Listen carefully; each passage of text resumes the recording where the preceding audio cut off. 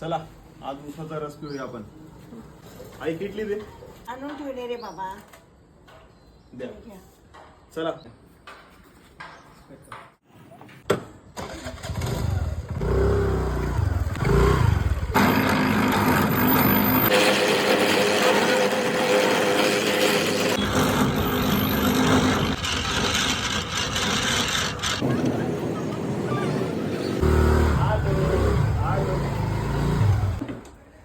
निधीसाठी रस आणलं. रस आता एवढा रस तूच प्यायचा. आम्ही बसायच्या आधी तर निधी बाळ बसली ग्लास वगैरे घेऊन आणि आपटते जोरजोरात. हे बघ मला आधी.